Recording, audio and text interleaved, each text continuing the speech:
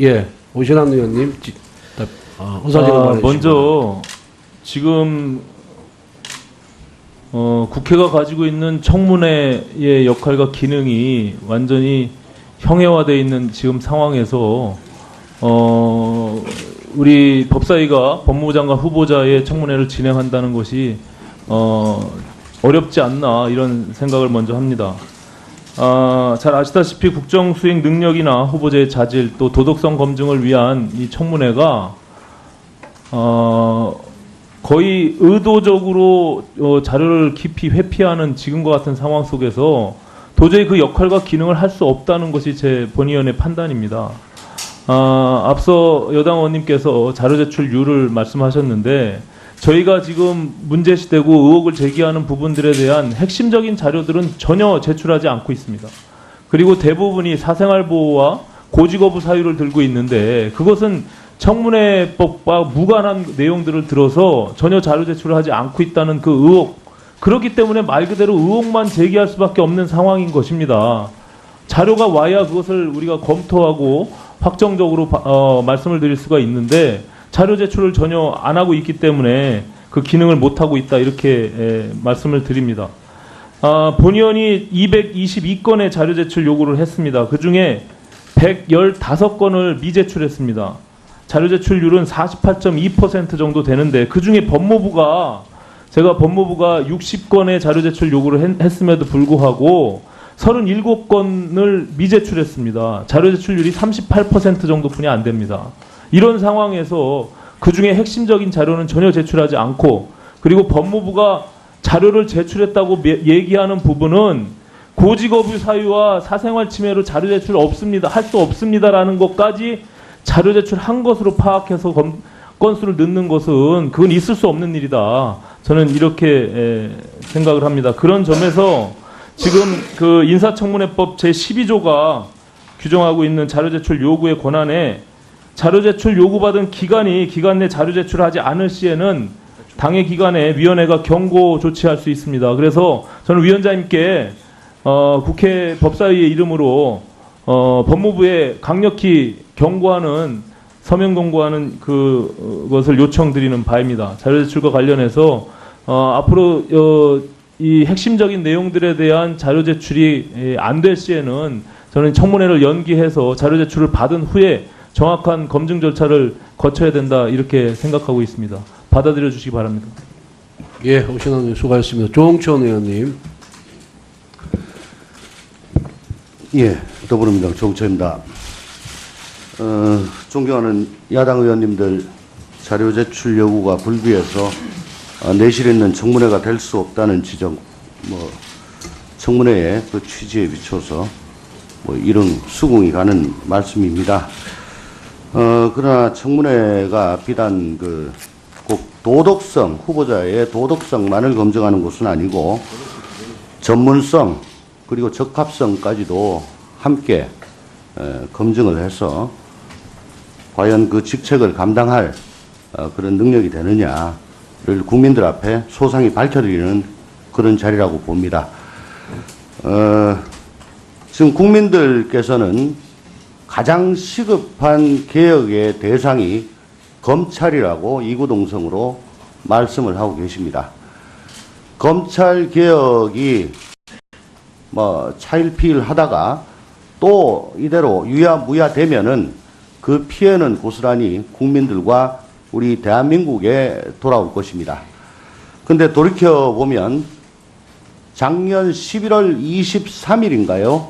김현웅 장관이 자진 사퇴한 이후 오늘 2017년 7월 13일까지 약 8개월 동안 법무행정의 수장이 지금 공석인 상태입니다. 그래서 우리나라 형사사법체계의 근간을 이루고 있는 검찰 조직의 관리 감독이 제대로 이루어지지 않고 있고 또한 법치주의의 근간을 이루는 이 사법체계 전반에 대한 시스템의 그 체크가 개혁이 자꾸 미뤄지고 있는 그런 암울한 현실입니다. 더군다나 요 직전에 법무부 장관 후보자로 지명된 바 있는 안경환 후보자도 또 자진 사퇴를 한 전례도 있어서 그 어느 때보다도 장관 후보자에 대한 청문회를 조속히 실시해서 그 적합성 여부를 따져보는 것은 절실한 일이라고 할 것입니다. 그런 관점에서 본다면 일단 청문회를 개시해서 도덕성을 따지기 위해 꼭 필요한 자료는 위원님들 여러분들께서 직접 후보자한테 자료 제출 요구를 이 자리에서 하시고 아울러 검찰 개혁이라든가 법무부의 탈검찰화라든가 이런 국민적 관심사에 대해서 후보자의 그 견해를 들어보고 또 비판할 것이 있으면 또 비판도 하고 하는 그런 자리를 지금 국민은 원하시는 것 아닌가 그렇게 생각을 해봅니다. 그리고 제가 자료 제출 요구 뭐 불비하다고 계속 말씀하시는데 언뜻 보기에 예를 들어 후보자 본인 그리고 배우자 직계 좀비 속에 대한 학교 생활 기록부 이런 것까지도 요구를 했는데 안 왔다. 도대체 배우자와 직계 좀비 속에 학교 생활 기록부가 이 청문회에서 꼭 필요한 자료인지 후보자의 도덕성을 검증하는데 이게 꼭 필요한 자료인지 의문을 표하지 않을 수가 없습니다. 아마 제출하지 못한 자료 중에는 이렇게 개인 신상과 관련된 그런 것들도 꽤 포함되어 있으라고 봅니다. 따라서 일단 청문회를 진행을 하시면서 자료 제출 요구를 후보자에게 직접 하시고 만약에 못한다면 왜 안 되는지 어렵다면 왜 힘든지 후보자에게 추궁을 해주신 게 그게 국민을 위한 우리 법사위원들의 도리가 아닌가 그렇게 생각됩니다. 이상입니다. 예, 조영천 의원님 수고하셨습니다. 다음 주광덕 의원님 의사진행 발언해 주시기 바랍니다. 네, 주광덕 의원입니다. 국민이 원하는 법무부 장관에 대한 인사청문회의 모습 어떤 것이겠습니까? 우리 존경하는 조영천 의원님 말씀하셨지만 저희들도 법무부 장관이 뭐 검찰 개혁을 비롯한 시대에 맞는 이 법무부의 변화와 검찰 개혁을 중심으로 한 그 전문적인 능력과 자질을 갖고 있는지 얼마나 우리가 그걸 검증하고 싶어 하겠습니까?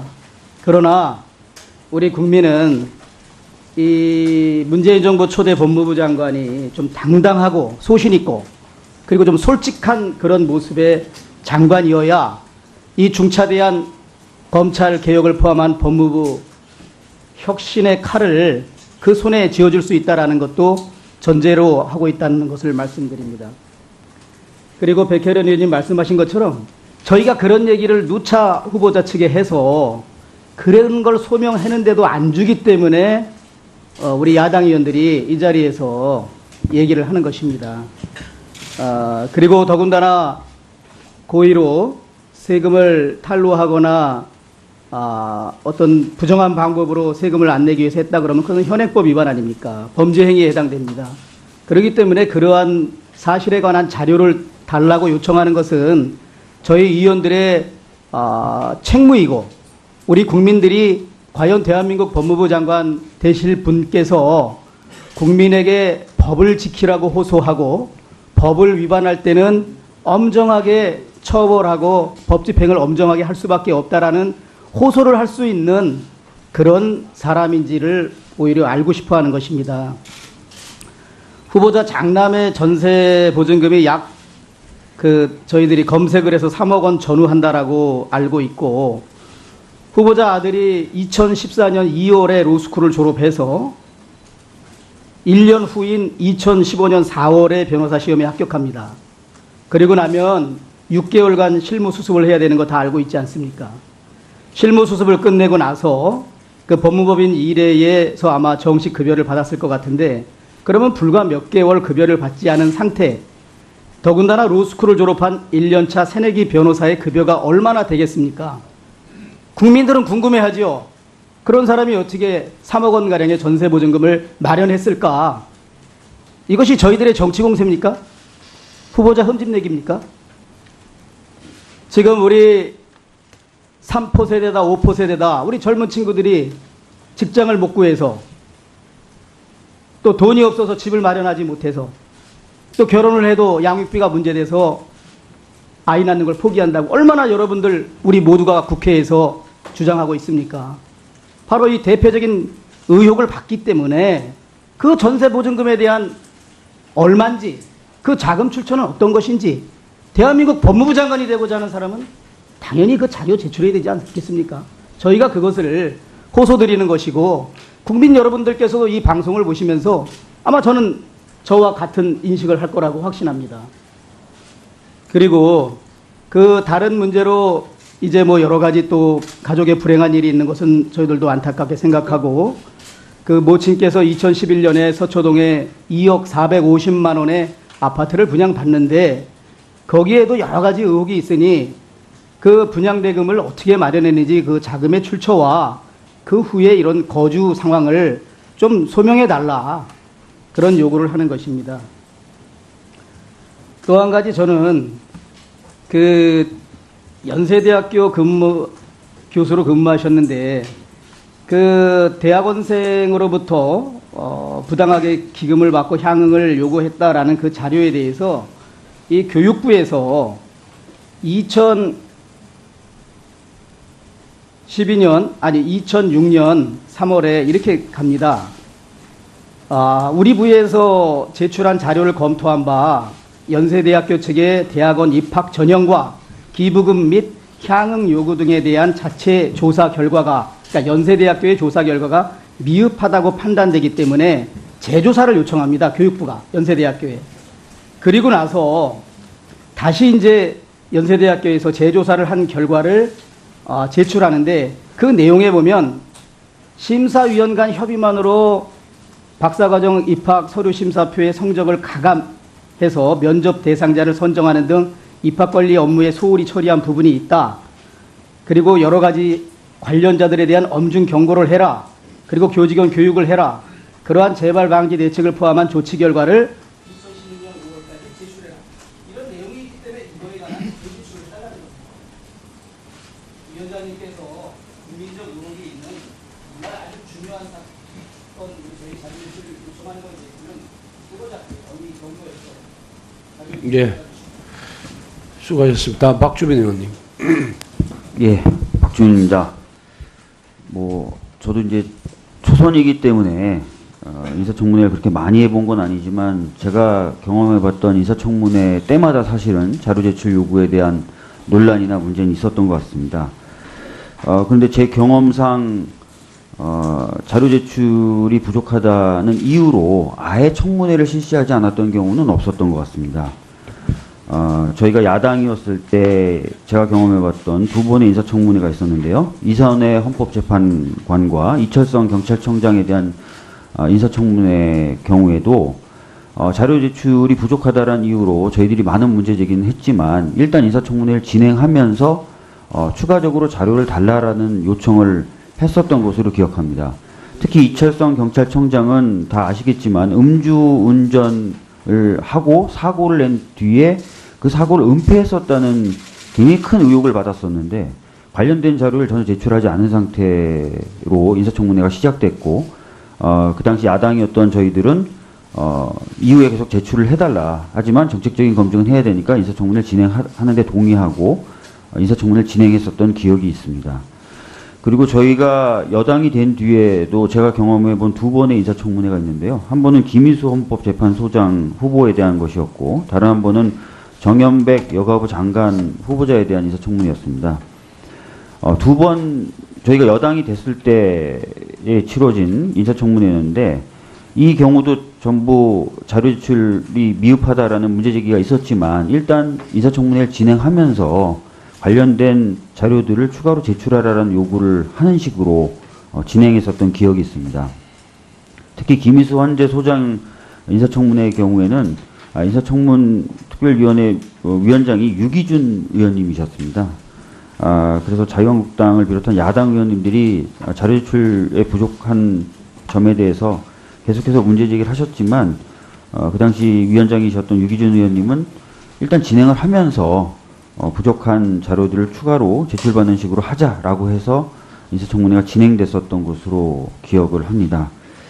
이렇게 제가 경험해 본, 즉 제가 야당이었을 때 그리고 여당이었을 때 경험해 본 4번의 인사청문회 모두 다 자료 제출이 부족하다는 것을 가지고 문제는 있었지만 인사청문회라는 것이 정책 검증이나 이런 의미도 있기 때문에 일단 진행을 하면서 부족한 자료에 대해서 추가 제출을 요구하는 식으로 했었던 것으로 기억을 합니다.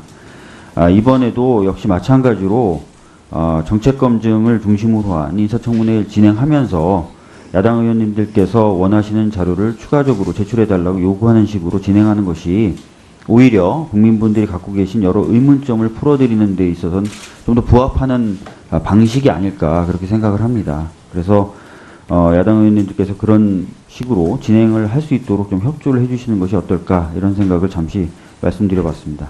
예, 박지 생각을 합니다. 그런 점에서 지금 그 인사청문회법 제12조가 규정하고 있는 자료 제출 요구의 권한에 자료 제출 요구받은 기간 내 자료 제출을 하지 않을 시에는 당의 기관에 위원회가 경고 조치할 수 있습니다. 그래서 저는 위원장님께 국회 법사위의 이름으로 법무부에 강력히 경고하는 서면 경고하는 그것을 요청드리는 바입니다. 자료 제출과 관련해서 앞으로 이 핵심적인 내용들에 대한 자료 제출이 안 될 시에는 저는 청문회를 연기해서 자료 제출을 받은 후에 정확한 검증 절차를 거쳐야 된다 이렇게 생각하고 있습니다.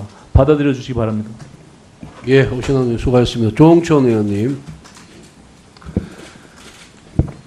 예, 더불어민주당 조홍천입니다.